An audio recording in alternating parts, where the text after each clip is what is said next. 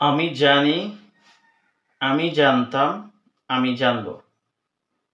এই তিনটি বাক্য এর অনুবাদ কি হবে এবং কোন প্যাটার্নে আমরা এই তিনটি বাক্য অনুবাদ করব? আজকের ক্লাসে আমরা শিখব কিভাবে আমরা এই ধরনের বাক্যগুলোকে আমরা সহজে অনুবাদ করতে পারি এবং মুখে মুখে বলতে পারি। Let's see. আমি জানি, আমি জানতাম, আমি জানব। আসুন শুরুতে আমরা জেনে নেই এগুলো কোন টেন্সে আছে। At first, the first sentence, প্রথম বাক্যটি হচ্ছে আমি জানি। এটি হচ্ছে বর্তমানকাল, অর্থাৎ present indefinite tense, present indefinite tense। দ্বিতীয়টি হচ্ছে আমি জানতাম, এটি কোন টেন্স? এটি হচ্ছে past indefinite tense, এটি দ্বারা আমরা টেন্স বুঝিয়েছি। তৃতীয়টি হচ্ছে আমি জানবো, এটি হচ্ছে future indefinite tense, future indefinite tense. তাহলে আপনারা দেখতে পাচ্ছেন এখানে তিনটি বাক্য তিনটি টেন্সে। এই তিন ধরনের টেন্সের তিনটি বাক্য আমরা কিভাবে শিখব? শুরু করুন। প্রথম বাক্য দেখুন, আমি। আমরা যদি এটাকে অনুবাদ করি কি আসতেছে? আই প্রথমে।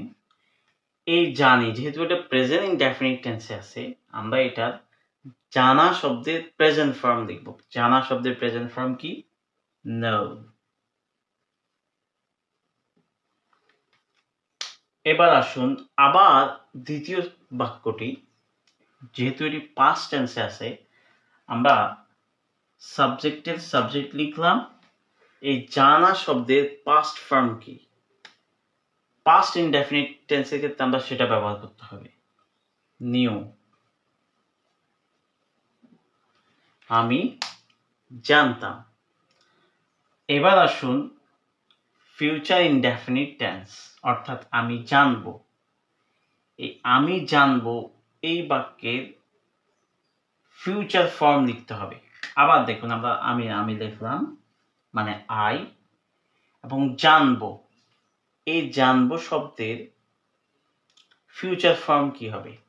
সাধারণত ফিউচারের ক্ষেত্রে আমরা শ্যাল উইল প্লাস ভার্বের বেস ফর্ম বসাই, অর্থাৎ মূল ফর্ম বা প্রেজেন্ট ফর্ম। তাহলে আই উইল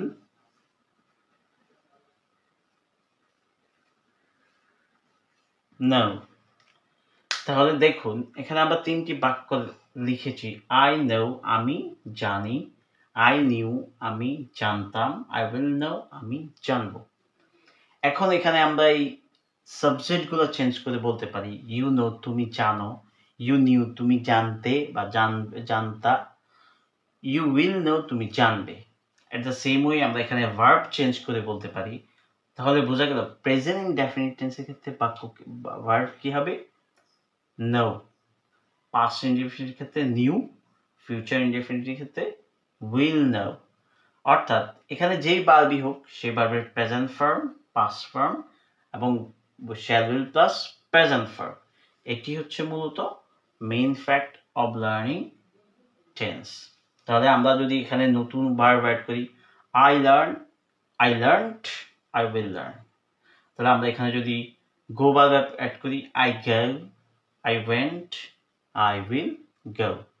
এভাবে আমরা স্পিকিং প্র্যাকটিস করে টেন্স শিখতে পারি। See you next video.